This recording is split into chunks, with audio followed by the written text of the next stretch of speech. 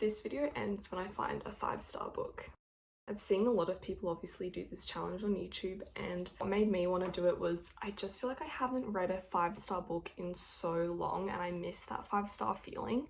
I feel like I've been reading so many books and none of them have been capturing my attention, or I haven't been like obsessed with the story in so long. I've gotten 4 stars and I've gotten 4.5, but I haven't had a 5-star in so long, and so I thought in this video we could go on a journey to find a 5-star book and to basically fall in love with reading again. I feel like my rating system is kind of just casual. I know some people have a really strict system, but if I had a good time and if the story was written well, it's gonna be a 5 stars in my eyes probably. This video we will find a 5-star.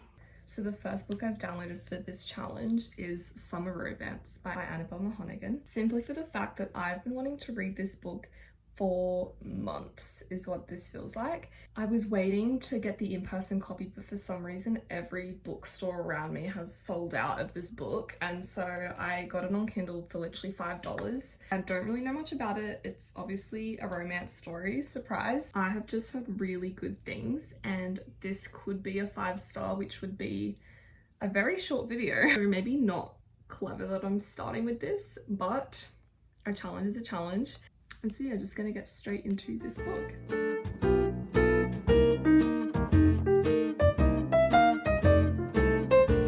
So I'm about 30 pages in. I think that's about 10%. So I know a little bit more about the book now. The main character is a single mom of 3 kids who recently just got divorced by her husband and is also dealing with the death of her mother 2 years prior. She basically just feels like, you know, she's in a bit of a rut. She's kind of lost her purpose. She doesn't find passion in the things that she used to, and she takes her dog out to a park, and that's where she meets a guy, and it's honestly just already so cute, and they've basically just met. I just feel like he's going to be one of those really sweet main characters in the books, like Justin in Just for the Summer. And yeah, I'm enjoying it. It's entertaining, so I'm excited to keep reading.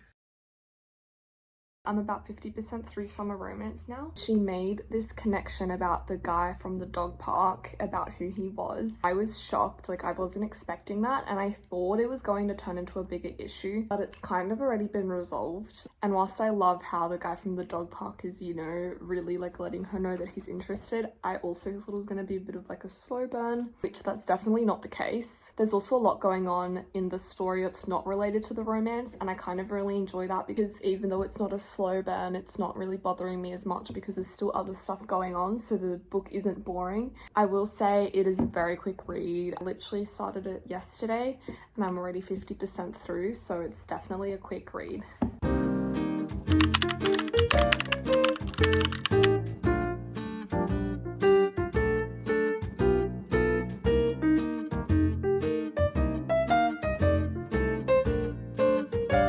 I finished Just for the Summer by Annabel Monaghan. I ended up rating it a 4 stars, which honestly I thought I was going to rate it a bit higher, but that's not to say I didn't enjoy it. Like, I enjoyed this book so much.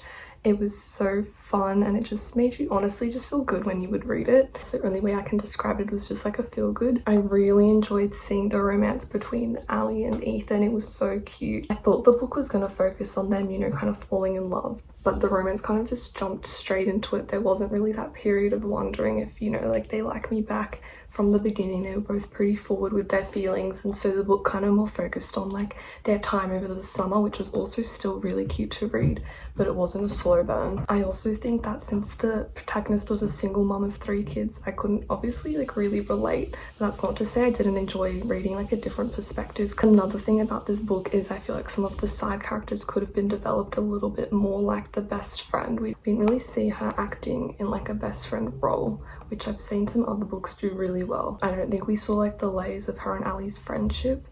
I feel like I'm focusing a lot on the bad, but because this was a really good book and I do recommend it, there were just a few things that didn't make it a 4.5 or a 5, which I thought it was going to be, but still 4 is a very good rating in my system. Since that wasn't a 5, we have to find another book to read, and I'm not sure yet, so I'm gonna think on that and then I'll let you know.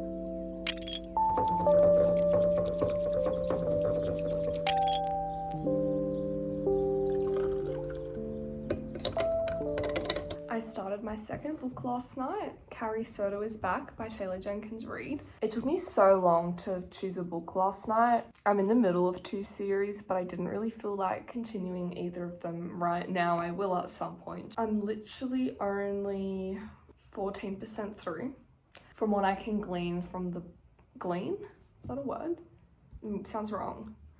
What I can glean from the blurb and from the first couple chapters is it's about a tennis player called Carrie Soto. She's retired, she's almost 40 years old, but somebody is about to take her place as like the greatest tennis player and holding all the records and stuff. So I think she kind of wants to rejoin, even though nobody joins tennis at her age, and she wants to fight back and reclaim her titles. It's kind of reminding me of The Favourites, which I just read a couple weeks ago, but that was with ice dancing, and this is about tennis. I'm not sure what it is about the past few weeks that I've been reading about sport. So many people have been telling me to read it as well, and then I was looking on Goodreads and all of my friends have rated it like 4 or 5 stars, so this could be our 5-star book.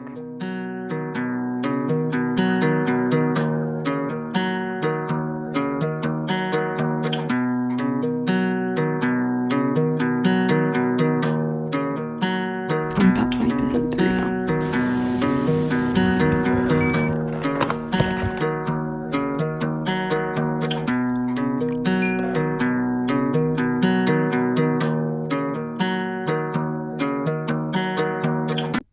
Last night I finished Carrie Soto is Back and I ended up rating it a 5 stars. We have found our 5-star book for this video, 2 books in, which is crazy. I honestly didn't think I was going to rate it this high because I know nothing about tennis and also it's really similar to The Favourites, but I still really enjoyed it. Ever since like the 20% mark, I literally didn't even talk about my thoughts or anything. I think just because I was so addicted to the story and I was just drinking up every word. The way Taylor Jenkins Reid wrote this story was just addicting, and you just needed to know what happens next, if she wins the match, if she doesn't. The way she wrote about the tennis made me feel like I was there and I could picture it, even though I'm not a fan of tennis. I felt like I was there watching Carrie Soto play. And I think that's part of the reason this book was so enjoyable. It was just so vivid in your mind. I don't have much else to say about this book other than that it was addicting. I feel like I haven't felt that way about a book in a long time. Like, I was thinking about this when I wasn't reading it. All I wanted to do was read it. I needed to know how it ended. And I just felt like I couldn't put it down, and that was the whole goal of this video, was to find a book that I was obsessed with. And I think we found our book, so that brings us to the end of this video because we found our 5-star book. Maybe next time when I do this it'll take us a little bit longer than 2 books. Both books in this video I enjoyed so much, and so I think I would call this a challenge success. So thank you for watching and I'll see you soon.